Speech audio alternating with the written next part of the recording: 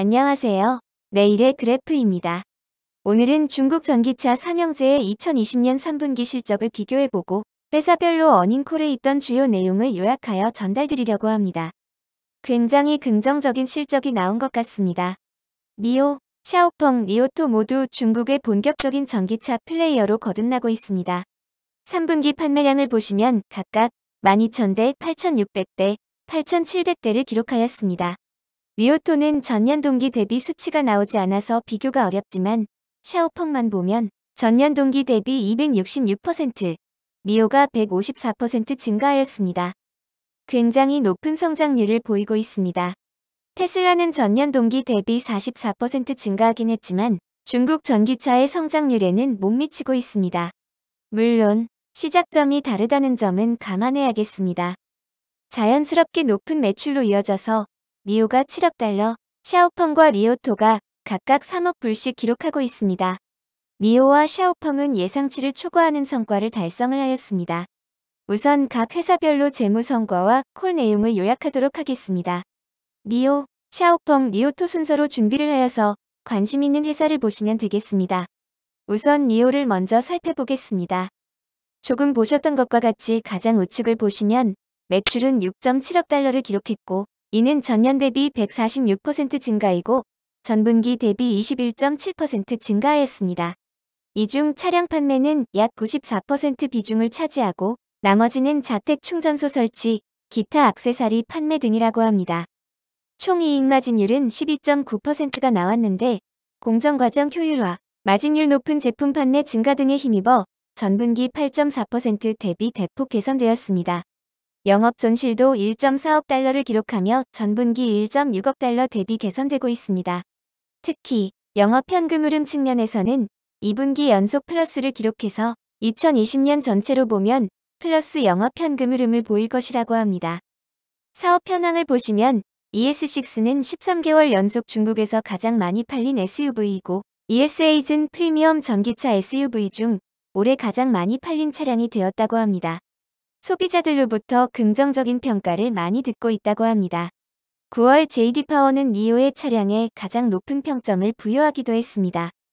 배터리 구독 시스템을 출시한 이후 소비자들이 더 높은 선호도를 보이고 있습니다. 이러한 긍정적인 분위기 속에서 4분기에는 총 16,500대에서 17,000대까지 팔 수 있을 것이라고 자신하고 있습니다. 기술 측면에서도 진일보하였는데 자율주행 기능이 더욱 보완되어 이제 내비게이션을 따라 한 지점에서 다른 지점으로 이동할 수 있고 느린 차를 추월할 수도 있다고 합니다. 어느 정도 최적화가 필요하기는 하지만 고속도로 이외 도심에서도 자율주행이 가능하다고 합니다. 자율주행과 관련된 더 자세한 사항은 내년 1월 9일에 있을 니오 데이 때 설명할 것이라고 합니다. 4분기에는 11월 6일에는 주행거리가 대폭 개선된 100kWh 배터리 팩을 새로 출시하였고 12월부터 본격적으로 판매될 예정이라고 합니다. 이 배터리로 니오는 최대 615km를 주행할 수 있다고 합니다. 현재 생산 캐파는 월 5,000대이고 내년 1월에는 7,500대까지 확대시킬 계획이라고 합니다. 현재 106개 도시의 니오하우스는 22곳, 니오스페이스는 159곳이 설치되어 있고 70개 도시에 159개 배터리 교체소가 있다고 합니다. 차세대 배터리 교체소를 준비 중에 있고 이를 통해 비용을 한층 더 절감할 수 있다고 합니다. 커뮤니티도 굉장히 강해지고 있는데 현재 118개 도시에 자발적으로 참여하는 참가자가 3,101명 있다고 합니다. 많은 지지를 받고 있다고 합니다. 질의응답 시간에서 나왔던 내용도 간단히 요약해 보았습니다. 지금까지 니오는 3개의 SUV 모델만 가지고 있는데 신규로 세단 모델 2종도 계획 중이라고 합니다. 배터리 구독 서비스는 신규 차량 구입분 중 35%를 차지하고 있어서 예상보다 좋은 것 같고 향후에 더 좋아질 것으로 예상한다고 합니다.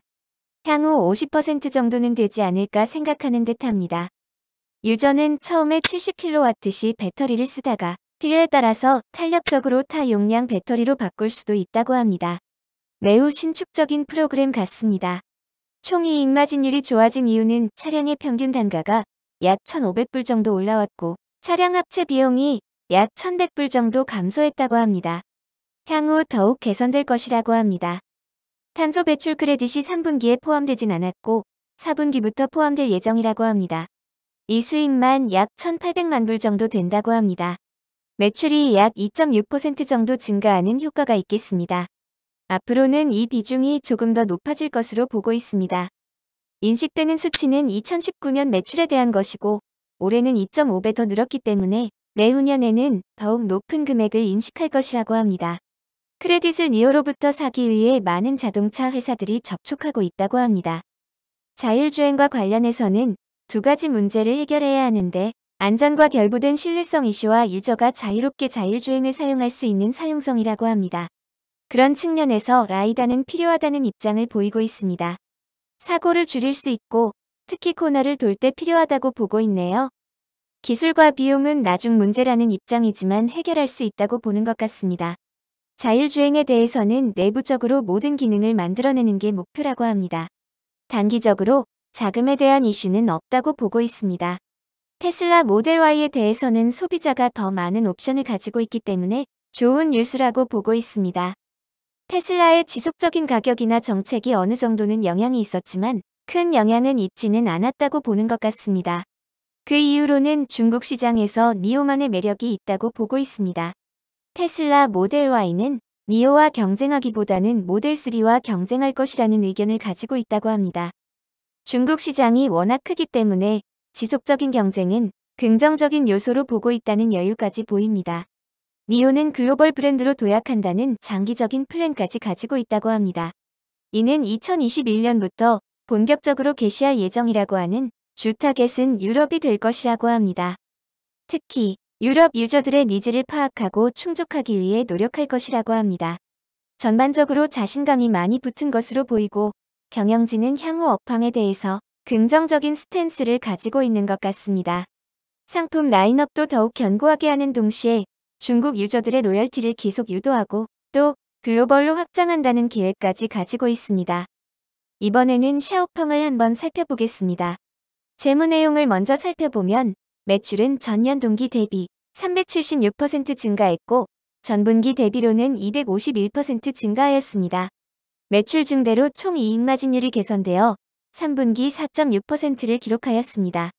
전분기 마이너스 5.6%에서 대폭 상향되었습니다.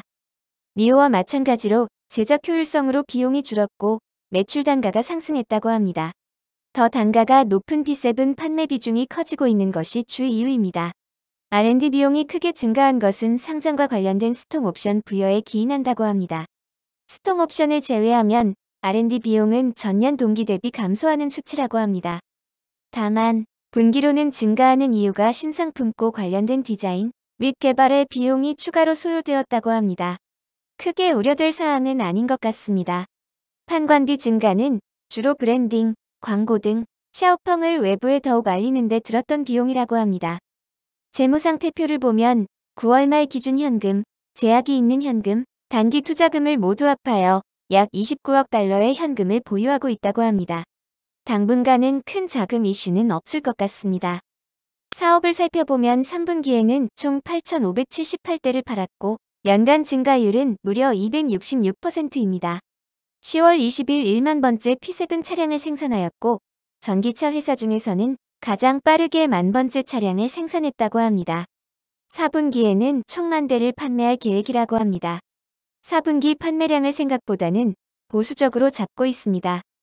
매출 증대로 총 이익마진율이 개선되어 3분기 4.6%를 기록하였습니다. 전분기 마이너스 5.6%에서 대폭 상향되었습니다. 중국 회사 중에서는 유일하게 풀스택으로 자율주행 소프트웨어를 제작했다고 합니다. 니오와 마찬가지로 차량 추월도 가능하고 차선도 변경할 수 있다고 합니다. 중국에서 가장 진보된 자율주행 시스템을 출시하는 것을 목표로 하고 있다고 합니다.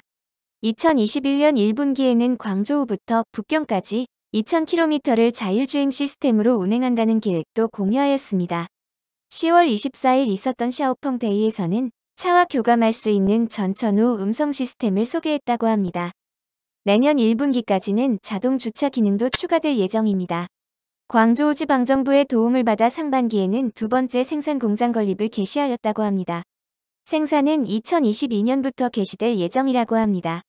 이 공장의 연간 생산량은 약 10만 대 정도로 추산된다고 합니다. 샤오펑은 58개 도시에 걸쳐 116개의 판매점, 그리고 50개의 서비스 센터를 보유하고 있다고 합니다. 충전소는 50개 도시에 135개가 있다고 합니다. 마찬가지로 유럽으로의 수출도 시작하였는데 벌써 9월에 G3를 인도했다고 합니다. 3분기 자금 조달은 총 26억 달러를 모았고 이어와 마찬가지로 단기적으로는 자금에 대한 이슈는 크게 없어 보입니다. 질의응답 시간에 나온 내용을 살펴보겠습니다. 자동 주차 기능은 여기서 메모리 파킹이라고 언급을 하는데 이 기능은 차가 주차장에 진입하면 빈자리를 자동으로 찾아 거기에 주차하는 것을 의미한다고 합니다. 향후 더 많은 자율주행 기능이 도입될 예정이라고 합니다. 서비스 스테이션에 대해서는 연말까지 72개 도시에 판매점 150개로 증가할 예정이고 서비스 센터는 68개로 증가할 예정입니다.